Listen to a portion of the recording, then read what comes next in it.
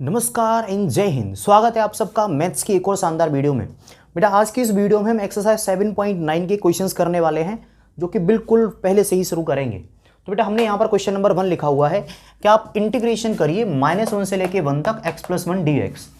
अगर कभी भी किसी भी क्वेश्चन में लिमिट दे रखी है, हमें इंटीग्रेशन में हमें क्या दे रखी है, लिमिट दे रखी है, तो आप समझ जाओ कि आपसे वो डिफाइनाइट इंटीग्रल्स के बारे में पूछ रहा है। अगर आपको नहीं पता डिफाइनाइट और इंडेफिनिट में क्या अंतर होता है तो एक करीब 11 मिनट की वीडियो आपको मिल जाएगी, आप उसको चेकआउट कर लीजिए। अभी बेटा मैं इसका इंटीग्रेशन करूंगा तो सबसे पहले तो मैं इसको नाम दे देता हूं i बराबर, ठीक। तो देखो बेटा इनका भी इंटीग्रेशन करना कोई बहुत मुश्किल काम नहीं होता, आपको बड़ा सिंपल सा काम करना है। वो क्या है, मैंने मान लिया कि ये लिमिट यहां पर है ही नहीं, थोड़ी देर के लिए मैं मान लेता हूं कि ये जो फंक्शन है इसमें लिमिट दे ही नहीं रखें, ये एक सिंपल सा इंटीग्रेशन है। और वो क्या है, कैपिटल fx बराबर इंटीग्रेशन x+1 dx। मैंने क्या करा, यहां से लिमिट हटा दी है और मैंने मान लिया कि लिमिट तो थी ही नहीं, एक नॉर्मल सा इंटीग्रेशन था, ठीक। अब इस नॉर्मल से इंटीग्रेशन को करना तो हम पिछली 8 एक्सरसाइज से सीख रहे हैं, करा है ना हमने हर बार ऐसे इंटीग्रेशंस को। तो मैंने अभी क्या करा, fx मान लिया, क्या वो फंक्शन जिसमें कि लिमिट दे ही नहीं रखी थी। अब मैं इसका इंटीग्रेशन कर लेता हूं। तो देखो बेटा x का इंटीग्रेशन क्या मिलेगा, x²/2, ठीक। आपको भी पता है x का इंटीग्रेशन x²/2 आएगा। और 1 का इंटीग्रेशन क्या मिलेगा, सिंपल सा x, 1 का इंटीग्रेशन क्या आ गया, x। तो मैंने क्या करा, ये मान लिया कि इस पे तो लिमिट है ही नहीं और फिर इसका इंटीग्रेशन कर लिया। डिफाइनाइट इंटीग्रल में बेटा प्लस का c नहीं लगाते, तो मैंने यहां पर प्लस c नहीं लगाया। यहां तक क्लियर। और मैंने इसको क्या नाम दिया था, fx। अब मैंने इसमें बिना लिमिट के इसको इंटीग्रेट कर लिया, ठीक है। अब एक सिंपल सा फॉर्मूला रहता है और वो क्या है बेटा, अगर आपको कभी भी इंटीग्रेशन करना है यानी आपको i की वैल्यू निकालनी है तो वो कैसे निकालोगे। अगर आपको i की वैल्यू निकालनी है तो वो कैसे निकालोगे, देखो बड़ा सिंपल सा है। जो fx है ना उस पे आप लिमिट लगा दो, कौन सी, -1 से लेके 1 तक की, -1 से 1 तक की। और एक बार बेटा क्या होगा, इसमें x की जगह मैं 1 रखूंगा और फिर एक बार क्या करूंगा, मैं x की जगह पे क्या करूंगा, -1 रखूंगा। तो x पे 1 रख दिया तो f1 और माइनस x पे रख दूंगा -1 तो f -1। इसको सॉल्व करते ही हमारा फाइनल आंसर आ जाएगा। समझ में नहीं आया, देखो आगे समझ में आएगा, टेंशन मत लो। तो देखो बेटा i बराबर हमारा fx की वैल्यू क्या थी, x²/2 प्लस का x, इस पर लगाया मैंने ब्रैकेट -1 से लेके 1 तक बराबर। बेटा एक बार तो मैं फंक्शन में x पे क्या रख दूंगा, 1, तो यहां पर मैं रख दूंगा 1, तो क्या मिलेगा 1/2 प्लस x पे रख दूंगा 1। तो मैंने क्या करा, फंक्शन में x की जगह पे रख दिया 1। अगली बार क्या करूंगा, फंक्शन में x पे रख दूंगा -1। तो देखो बेटा यहां पर बीच में माइनस आएगा और जहां जहां x दिख रहा है वहां पर ये वाला -1 रख दो, तो -1² अपॉन में 2 और x पे ये वाला -1 आएगा तो -1 और ये वाला ब्रैकेट क्लोज, ठीक है बेटा। अब मैं इसको सिंप्लीफाई कर लूंगा और मेरा फाइनल आंसर आ जाएगा। देखो 1²/2 1/2 प्लस 1 माइनस के 1² ये भी 1/2 और यहां से -1। क्लियर है।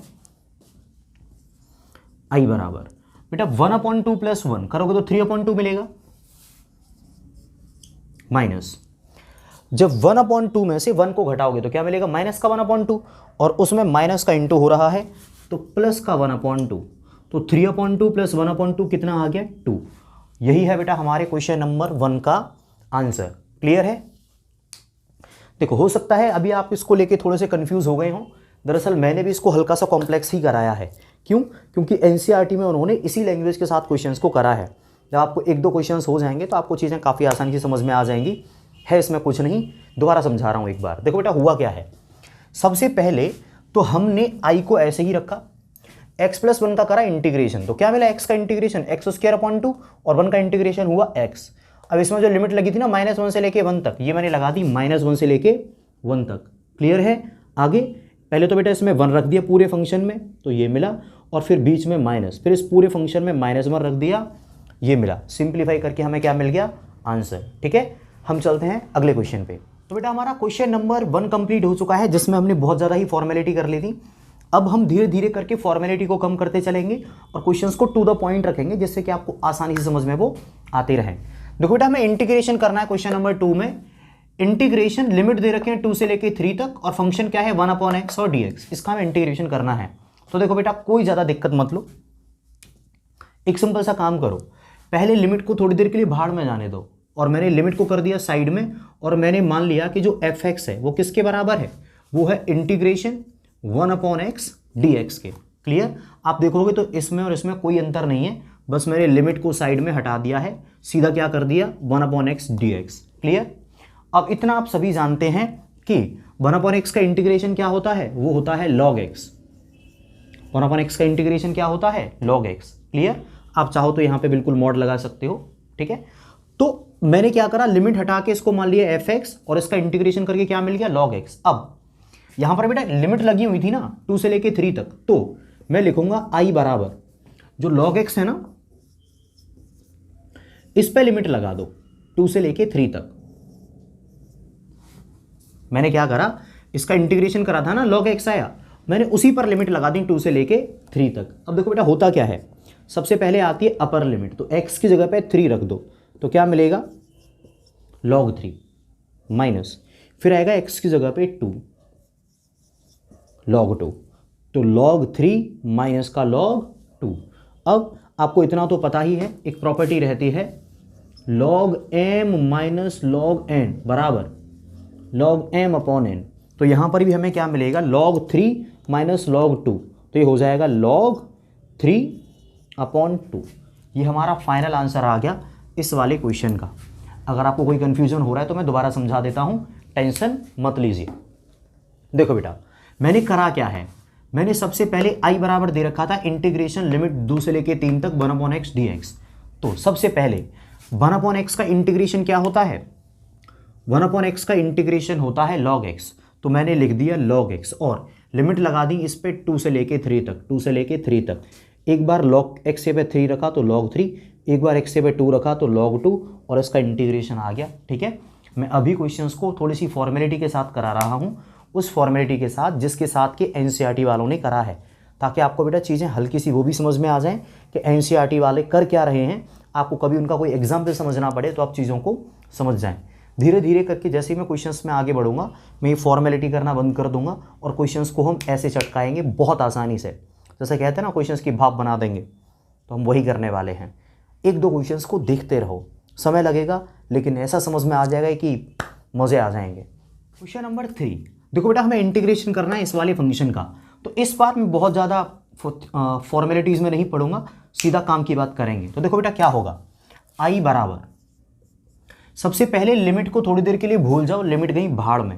मैं क्या करने वाला हूँ, यहाँ पर जो फंक्शन दे रखा है इसका इंटीग्रेशन करने वाला हूँ।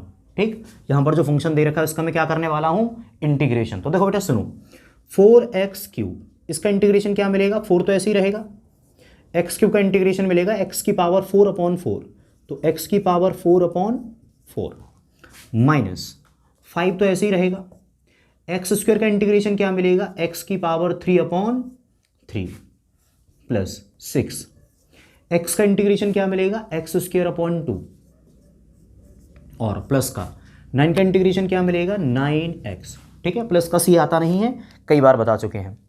एक बार रिपीट करता हूं बेटा, 4x³ का इंटीग्रेशन क्या है, 4 ऐसे ही रहा, x³ का x की पावर 4/4 माइनस का 5, x² का इंटीग्रेशन x³ प्लस 6 ऐसे ही रहा, x का क्या हुआ x²/2, और 9 का क्या रहा 9x। ये बेटा इंटीग्रेशन आ गया इस पूरे के पूरे फंक्शन का। ठीक है, लिमिट क्या थी 1 से लेके 2 तक, तो यहां पर मैंने ब्रैकेट बनाया और यहां पर लिमिट लिख दी 1 से लेके 2 तक। ठीक, अब या तो आप चाहो तो एक स्टेप पहले इसको सॉल्व कर लो, और या फिर अगर आप चाहो तो सीधा सीधा लिमिट रख दो। मैं एक काम करता हूं, सॉल्व होता रहेगा, वैसे भी हमें सॉल्व ही करना है, मैं सीधा लिमिट रख दे रहा हूं। ठीक है, ध्यान से देखो, i बराबर, देखो बेटा मिलेगा क्या, जहां जहां x लिखा हुआ है वहां वहां 2 रख दो, जहां जहां x लिखा हुआ वहां वहां क्या रख दो 2। बहुत ध्यान से देखना, गड़बड़ा जाओगे नहीं तो तो देखो बेटा ये 4 से 4 कट गया, x की जगह पे आएगा 2, तो 2 की पावर 4 माइनस 5/3, x से 2 आएगा तो 2 की पावर 3 प्लस 2 से ये कट जाएगा 3 बार, तो 3 आया, एक्स स्क्वायर, एक्स से 2 आएगा तो 2 का स्क्वायर, तो 2 का स्क्वायर प्लस 9, एक्स की 2 आने वाला है ये वाला, तो इनटू में 2। मैंने इस पूरे फंक्शन में जहाँ जहाँ x मिला उसकी जगह क्या लिख दिया 2, ठीक है। अब इस पे लगा दिया ब्रैकेट, अब यहाँ पर आएगा माइनस, ठीक है। मैंने जो अपर लिमिट थी 2 वो इस पूरे फंक्शन में रख दी, ठीक है। अब किसका नंबर है माइनस, लोअर लिमिट का, यानी अब इस पूरे फंक्शन में मैं x की जगह पे 1 रखूँगा, समझ गए, x से क्या रखूँगा 1। तो ध्यान से देखो, दूसरा ब्रैकेट बनाया, 1 रखने की बारी है, 4 से 4 तो कट चुका था, 1 की पावर 4 माइनस 5/3 ऐसे ही आएगा, 5/3 आ गया, x से 1 आएगा तो 1 की पावर 3, तो 1 की पावर 3, ठीक, तो ये भी हो गया, प्लस 2 से 6 कट चुका था 3 बार, तो 3 इंटू एक्स स्क्वायर, तो यहाँ पर plus 3 into x square, x क्या है 1, तो 1 का square plus 9 into x, x की वैल्यू क्या है 1, तो प्लस 9 इंटू 1, तो प्लस का 9 इंटू 1। तो देखो बेटा हमने इसमें कुछ नहीं करा, बस एक बार पूरे फंक्शन में x से 2 रख दिया और फिर बीच में माइनस लगाया, फिर पूरे फंक्शन में x से क्या लिख दिया 1। क्लियर। अगले स्टेप में सिंप्लीफाई करके आंसर आ जाएगा और बात खत्म। देखो बेटा क्या मिलने वाला है, i बराबर ब्रैकेट के अंदर 2 की पावर 4, सभी को पता है बेटा 16 आएगा, माइनस यहाँ पर 5 इंटू 2 की पावर 3 कितना होता है, 2 की पावर 3 आएगा बेटा 8, 2 गुना 2 गुना 2 8 आएगा, और 8 का बेटा मल्टीपल होगा 5 में, तो 8 गुना 5 40/3, 40/3 प्लस 2 का स्क्वायर आएगा 4, और 4 गुना 3 12, तो प्लस का 12 प्लस 9 गुना 2 18, ब्रैकेट क्लोज, माइनस इधर देखते क्या मिलता है, 1 की पावर 4 यानी 1 माइनस 5/3 इंटू 1 की पावर 3 यानी 1, तो 5 इंटू 1 माइनस का 5/3 ही आ जाएगा। आगे देखते हैं, प्लस 3 इंटू 1 का स्क्वायर, तो 1 का स्क्वायर 1 इंटू 3 सीधा सीधा 3, प्लस 9 इंटू 1 9, सही है। आगे देखते हैं क्या मिलता है, इज इक्वल टू, देखो बेटा यहां पर अगर ध्यान से देखोगे तो ये जो 12 है ये प्लस का है, और जो 18 है ये भी प्लस का है, तो 12 और 18 कितना आ जाएगा 30, 30 और ये 16 भी प्लस का है, तो 30 और 16 कितना आ गया 46, तो मैंने यहाँ पर लिख दिया 46 और वो भी प्लस का। बात क्लियर है। माइनस 40/3, 40/3, तो ये वाला पूरा ब्रैकेट इन तीनों को जोड़ा तो 46 माइनस का 40/3, तो माइनस का 40/3। अब इस वाले ब्रैकेट का नंबर है, लेकिन उससे पहले बीच में लगा हुआ है माइनस, तो माइनस और ये वाले ब्रैकेट का नंबर। अब देखो बेटा 9 + 3 कितना आएगा 12, 9 और 3 12, और एक ये 13, तो माइनस का यहाँ पर कितना मिला, देखो 9 और 3 12 और एक ये 13, तीनों के तीनों प्लस के मिले ना, तो प्लस का तो 13 आ गया, और माइनस का 5/3 ये मैंने एज इट इज लिख दिया, ब्रैकेट क्लोज। अब इतना तो आप सभी जानते हैं कि जो ये वाला ब्रैकेट माइनस का जब इसमें इंटू होगा तो 13 माइनस का हो जाएगा और ये 5/3 प्लस का। ठीक है, शुरू करते हैं। आई बराबर, तो 46 माइनस का 40/3, 46 माइनस का 40/3 और माइनस का 13, माइनस का 13, माइनस का इसमें इंटू हो तो प्लस का 5/3, प्लस का 5/3। अभी काम करता हूँ बेटा, मैं इनको अलग अलग ऐड करता हूँ ताकि हमें थोड़ी सी आसानी रहेगी। देखो जब 46 में से 13 को मैं घटाऊंगा तो सीधा सीधा कितना मिलेगा, देखो 6 से 3 गया तो 3, और 4 से ये वाला 1 गया तो 3, यानी जब 46 से 13 घटेगा तो 33 मिलेगा। क्लियर है। अब बेटा जब 40/3 में से 5/3 घटाओगे, आराम से अलग घटा के देख लेना, तो देखो ये प्लस का 5 है और ये माइनस का 40 है, कितना मिलेगा माइनस का 35/3, माइनस का 35/3। अब हमारे पास एक आखिरी स्टेप बचा है, वो क्या है, इनको एलसीएम लेके ऐड करने का। तो बेटा वो मैं आखिरी स्टेप भी कर ही दे रहा हूँ, अपॉन में 1, 3 का इधर इंटू होगा तो कितना मिलेगा 99, 1 का इधर इंटू होगा माइनस का 35, अपॉन में 3 × 1 3। अब बेटे जब 9 से 5 घटेगा तो कितना मिल जाएगा 4, 9 से 3 घटेगा तो 6, अपॉन में 3, 64/3। मैंने कैलकुलेशन को भी काफ़ी आसानी से ही करा है ताकि आपको कोई भी कन्फ्यूजन इसमें ना आए। बेटा हम क्वेश्चंस के शुरुआती फेज में चल रहे हैं, मैं आपको कैलकुलेशन में भी कंफ्यूज नहीं करना चाहता कि क्या दिक्कत है। अगर आपको ये चीज़ें पता होती हैं तो आप चीज़ों को स्किप कर सकते हो। देखो इस वाले क्वेश्चन में हुआ क्या है, सबसे पहले मैंने इस पूरे फंक्शन का इंटीग्रेशन करा, ये मिला, एक बार x की जगह पे 2 रखा, यहाँ ये वाला ब्रैकेट मिला, फिर एक बार x की जगह पे क्या रखा 1 रखा, तो ये वाला ब्रैकेट मिला, और हमारा फाइनल आंसर ये वाला आ गया। कोई बेटा इसमें दिक्कत है तो आप बता सकते हो। हम चलते हैं नेक्स्ट क्वेश्चन पे। अब बारी है बेटा क्वेश्चन नंबर 4 की। हमें इंटीग्रेशन करना है sin 2x का, लिमिट दे रखे हैं 0 से π/4। तो चलो बेटा फटाफट शुरू करते हैं। हमने लिखा i बराबर, सबसे पहले बेटा ये बताओ sin 2x का इंटीग्रेशन क्या होता है। देखो sin x का होता है cos x, तो sin 2x का क्या हो जाएगा, माफ करना, sin x का इंटीग्रेशन होता है माइनस का cos x, तो sin 2x का क्या मिल जाएगा माइनस का cos 2x। अब आपने इंटीग्रेशन तो आपको पता ही होगा कि 2x का डिफरेंशिएशन होगा क्या आएगा 2, और इसमें 2 का लग जाएगा डिवाइड। तो जब मैंने इंटीग्रेशन करा sin 2x का तो क्या मिला माइनस का cos 2x और अपॉन में 2। बात क्लियर। अब इसमें मैं लगा दूंगा लिमिट, कौन सी लिमिट, 0 से π/4, 0 से π/4। ठीक है। अब क्योंकि जो हमारा लिमिट है उसकी एक्सरसाइज चल रही है तो लिमिट की थोड़ी बहुत प्रॉपर्टी भी जान लेते हैं।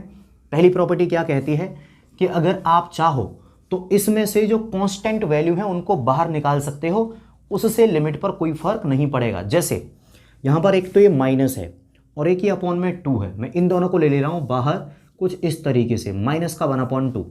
अब अंदर क्या बचा रह जाएगा cos 2x, cos 2x। Limit क्या थी 0 से π/4, तो 0 से π/4। इसका मतलब ये है कि अगर आप चाहो तो इसके अंदर से जो कांस्टेंट वैल्यू हैं अगर वो कॉमन आ रही हैं तो उनको तुम ब्रैकेट से बाहर ले सकते हो, इससे क्वेश्चन के आंसर पे कोई फर्क नहीं पड़ेगा। तुम चाहो तो इनको नहीं भी निकालते, डायरेक्टली भी लिमिट रख सकते थे, लेकिन मुझे थोड़ा बेहतर लगा तो मैंने इसमें से माइनस का 1/2 बाहर ले लिया, बचा क्या रहेगा केवल cos 2x। अब इसमें लिमिट लगा दी 0 से π/4। ठीक है, आगे बढ़ते हैं। i बराबर, देखो बेटा माइनस का 1/2 तो बाहर रहेगा ही ब्रैकेट के अंदर।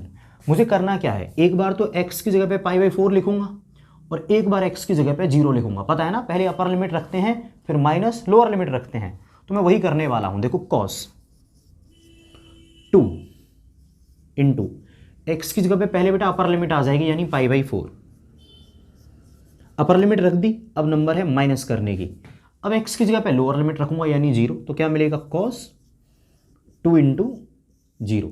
ठीक है, देखो बेटा इससे होगा क्या, माइनस का 1/2 बाहर रहा।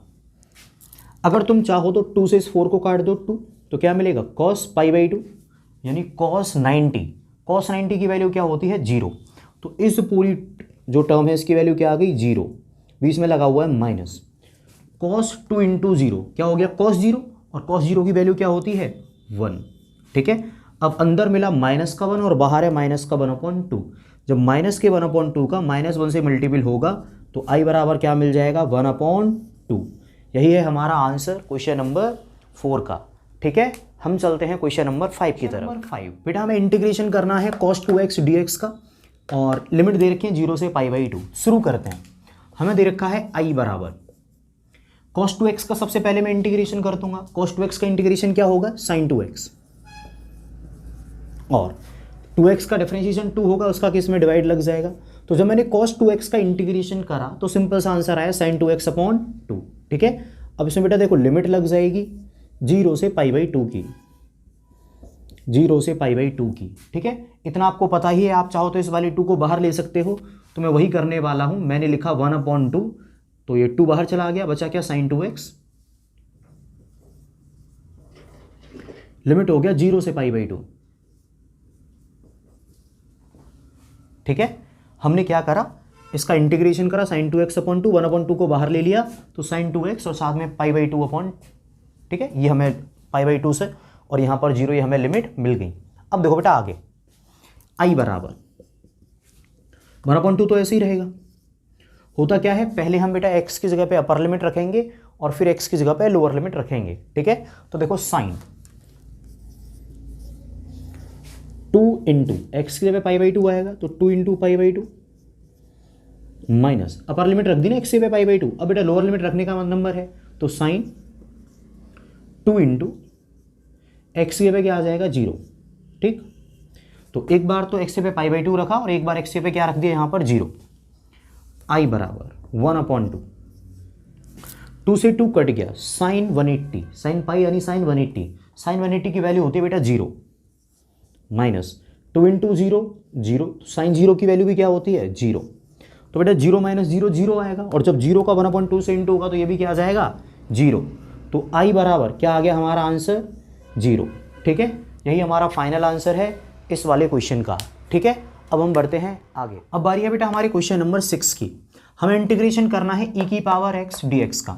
लिमिट दे रखी है 0 से माफ करना 4 से 5 तक की। बहुत ज़्यादा आसान क्वेश्चन है, देखो कैसे। i हमारा ऐसे ही रहेगा। इतना आप सभी जानते हो कि e की पावर x का इंटीग्रेशन क्या होता है, e की पावर x। तो मैं वही करने वाला हूँ, e की पावर x का इंटीग्रेशन क्या आ जाएगा, e की पावर x। और लिमिट क्या लग जाएंगी इसमें, लिमिट लग जाएंगी 4 से लेके 5 तक, 4 से लेके 5 तक। क्लियर। अब देखो बेटा, एक बार तो मैं इसमें अपर लिमिट रखूंगा यानी 5, और एक बार लोअर लिमिट रखूंगा यानी कि 4। तो देखो e की पावर x की जगह पे क्या आएगी, अपर लिमिट यानी 5, तो e की पावर क्या हो जाएगी 5 माइनस, फिर बेटा लोअर लिमिट रखूंगा x की जगह पे, तो x पे क्या आएगा 4, तो e की पावर यहाँ पर क्या आ जाएगा x की जगह पे 4, ठीक।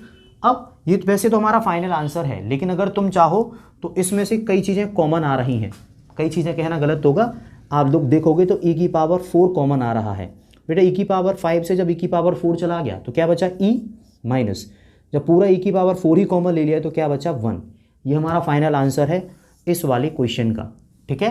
तो जैसा कि आप देख पा रहे हैं कितने ज़्यादा आसान क्वेश्चंस हैं, ठीक। अब बारी है बेटा क्वेश्चन नंबर 7 की। हमें इंटीग्रेशन करना है 0 से π/4 लिमिट के साथ tan x dx का, ठीक है। तो देखो बेटा tan x के दो इंटीग्रेशन होते हैं, एक तो माइनस का log cos x और एक दूसरा होता है log sec x। तो मैं sec x वाला फॉर्मूला लगाता हूं। तो देखो बेटा i बराबर tan x का इंटीग्रेशन क्या हो जाएगा log sec x, ठीक। अब इसमें लिमिट क्या है 0 से π/4, तो मैंने यहां पर लिख लिया 0 से π/4, ठीक है। आगे बढ़ते हैं। देखो बेटा i बराबर log, एक बार तो अपर लिमिट यूज होंगी यानी x की जगह पे π/4 आएगा, तो क्या मिलेगा sec π/4। मैंने x की जगह पे अपर लिमिट रख दी, फिर बीच में आएगा माइनस, अब की बार मैं x से पे लोअर लिमिट रख दूंगा, तो log sec x के पे क्या आ जाएगा 0, तो 0, ठीक है। आगे बढ़ने का नंबर है i बराबर log, इतना आप सभी को पता है कि बेटा sec 45 की वैल्यू होती है √2, तो यहां पर क्या आ जाएगा log √2 माइनस log, इतना भी आपको पता होगा बेटा sec 0 की वैल्यू क्या होती है 1, तो sec 0 क्या आ जाएगा 1, ठीक है। तो ये मिल गया log √2 माइनस का log 1। क्लियर है।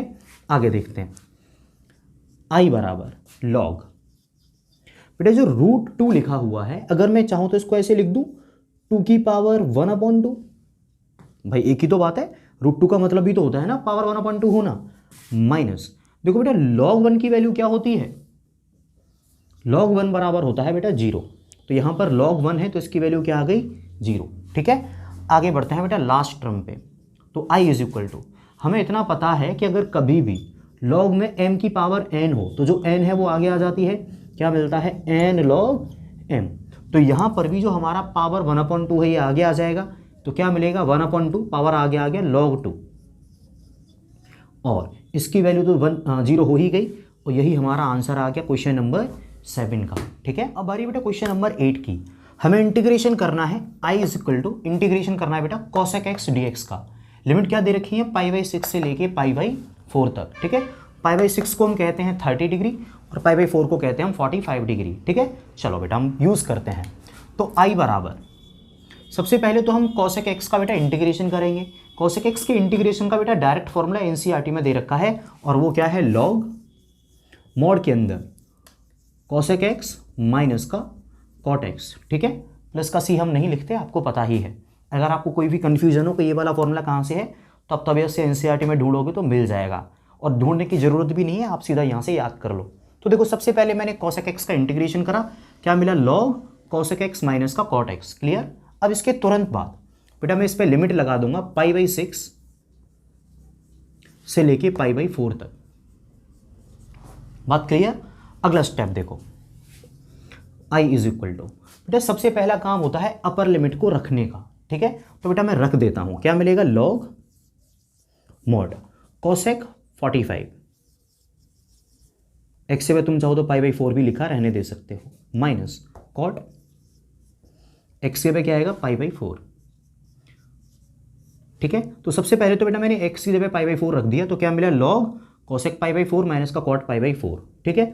अब इसके बाद क्या करूंगा, माइनस, अब किसकी बारी है बेटा, लोअर लिमिट रखने की। तो जहां जहां एक्स है मैं π/6 लिख दूंगा, तो क्या मिलेगा, लॉग मॉड के अंदर कॉसेक π/6 माइनस का कॉट π/6, ठीक है। अब बेटा सेकंड लास्ट स्टेप देखिए आप, i is equal to log mod के अंदर बेटा कॉसेक 45, कॉसेक 45 की वैल्यू बेटा आप टेबल से याद कर सकते हैं, क्या होती है, √2 माइनस कॉट 45 की वैल्यू होती है बेटा 1 माइनस लॉग मॉड क्लोज। बेटा कॉसेक 30 π/6 क्या हो गया, कॉसेक 30, कॉसेक 30 की वैल्यू क्या हो जाएगी बेटा 2, टेबल से आप याद कर सकते हैं। और कॉट 30 इसकी वैल्यू होती है बेटा √3, तो इसकी वैल्यू ये लिख दी और इन दोनों की वैल्यू ये लिख दी, क्लियर है।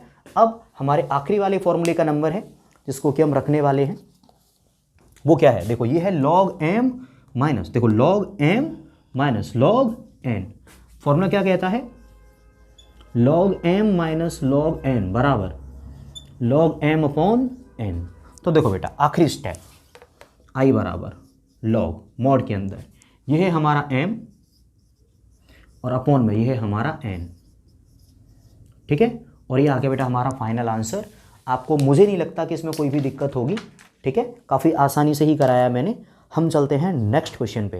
क्वेश्चन नंबर 9 की बारी है बेटा, हमें इंटीग्रेशन करना है लिमिट 0 से 1 dx, रूट के अंदर 1 माइनस का एक्स स्क्वायर। बेटा अगर आप इसको थोड़ा ध्यान से देखेंगे तो ये आपको 1 अपॉन √1 माइनस एक्स स्क्वायर जैसा दिखाई देगा, और 1 अपॉन √1 माइनस एक्स स्क्वायर ये किसका इंटीग्रेशन होता है, ये होता है बेटा साइन इनवर्स एक्स का।